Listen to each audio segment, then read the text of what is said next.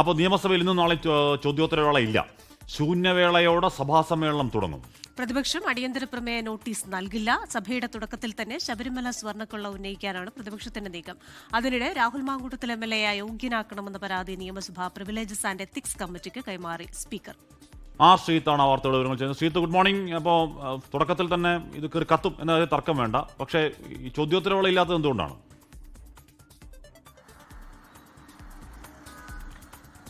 ഹാഷ്മി, കഴിഞ്ഞ കുറേ ദിവസങ്ങളായി നിയമസഭയുടെ അന്താരാഷ്ട്ര പുസ്തകോത്സവമായിരുന്നു. നിയമസഭാ സെക്രട്ടേറിയറ്റിലെ ജീവനക്കാരാണ് ഈ പുസ്തകോത്സവവുമായി ബന്ധപ്പെട്ട നടത്തിപ്പുകാർ. അതുകൊണ്ട് തന്നെ നിയമസഭാ സെക്രട്ടേറിയറ്റ് ഉദ്യോഗസ്ഥർ തിരക്കിലായിരുന്നു.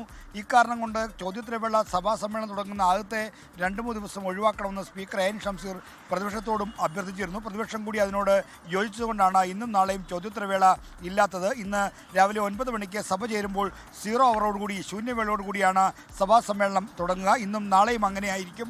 ഇന്ന് ശൂന്യവേളയുടെ തുടക്കത്തിൽ തന്നെ ശബരിമല സ്വർണ്ണക്കൊള്ള വിഷയം ഉന്നയിക്കാനാണ് പ്രതിപക്ഷത്തിൻ്റെ തീരുമാനം. അല്പസമയത്തിനകം പ്രതിപക്ഷത്തിൻ്റെ പാർലമെൻ്ററി പാർട്ടി യോഗം പ്രതിപക്ഷ നേതാവിൻ്റെ നിയമസഭയിലെ റൂമിൽ ചേരും.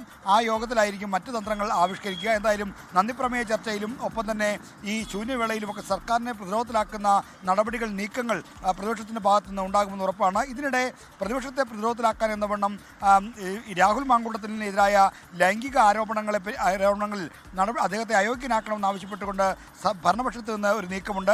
ഭരണപക്ഷത്ത് നിന്ന് വാമനപുരം MLA DK മുരളിയാണ് സ്പീക്കർക്ക് ഇതുമായി ബന്ധപ്പെട്ട പരാതി നൽകിയത്. ഈ പരാതി സ്പീക്കർ ഇപ്പോൾ പ്രിവിലേജസ് ആൻഡ് എത്തിക്സ് കമ്മിറ്റിക്ക് കൈമാറിയിരിക്കുകയാണ്.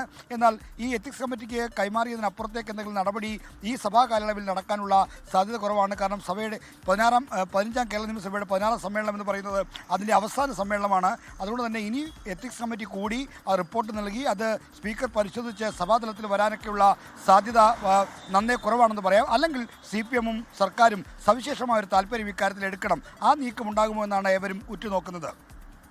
ലോകത്തെവിടെയായാലും ഏത് സമയത്തും 24 വാർത്തകളും ഓഗ്മെന്റഡ് റിയാലിറ്റി പാക്കേജുകളും എക്സ്പ്ലെയിനറുകളും വിശദമായി കാണാൻ ഞങ്ങളുടെ YouTube ചാനൽ നിങ്ങൾക്ക് സബ്സ്ക്രൈബ് ചെയ്യാം.